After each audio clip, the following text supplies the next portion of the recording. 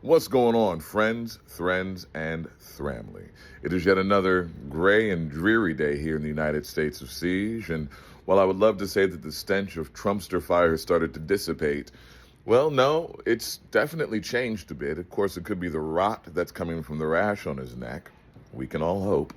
But Minnesota is still under siege, as evidenced not only by the report straight out of Minnesota, but as evidenced by the grilling that Kristi Noem got today, as she faced members of Congress, and they were none too happy.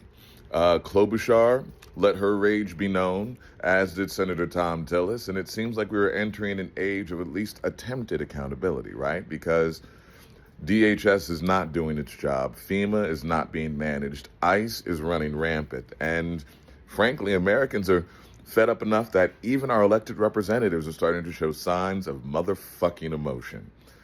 Then in other accountability news, we've got the Clintons who testified at the end of last week. Their depositions have finally become public record as far as the actual videos, despite the leaks that Boebert let out, right?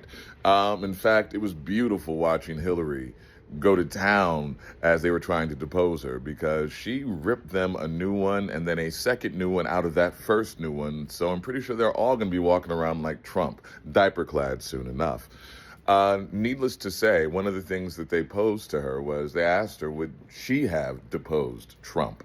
And Hillary laid it out plain and clear that there's a pattern of behavior, and there's witnesses, and there's basically a history enough that makes him credible to investigate, at least, right? And we all know that. That's common fucking sense based on everything we've heard, because as we've grown up knowing, where there's smoke, there is fire. And there is motherfucking fire all around us, because apparently the shit that's there is so bad that, well, we're at war with Iran, basically, right? And destabilize the entire Middle East, which is doing wonders for the world economy. But Epstein himself predicted it in his emails that have surfaced, where he said that basically this is what he would do to escape accountability, because Trump is this self-serving and this fucking evil. But that's not really a news flash, right?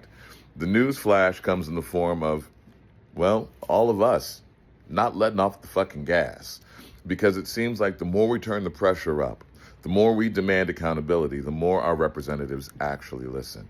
Case in point, New Mexico. New Mexico managed to secure funds from Deutsche Bank years ago as a part of a settlement that they are now using to fund an independent investigation. That's right, and that is key, because that independent investigation means that they are not subject to the whims of the federal government, as corrupt as it currently is, in their investigations of Zorro Ranch, where, not even metaphorically speaking, most likely the bodies are buried, or at least some of them. It's grim, it's gruesome, none of this is heartwarming, but what is, hopefully, bolstering is the fact that we haven't given up the fight, right? Like, we see what Minnesota is enduring, and we stand with you. And trust us, we have not forgotten. We honor the memories of Keith Porter, Renee Good, and Alex Preddy, American citizens whose memories were tarnished, slandered by Noem as she tried to paint them as domestic terrorists. Yeah, fuck that bullshit, right?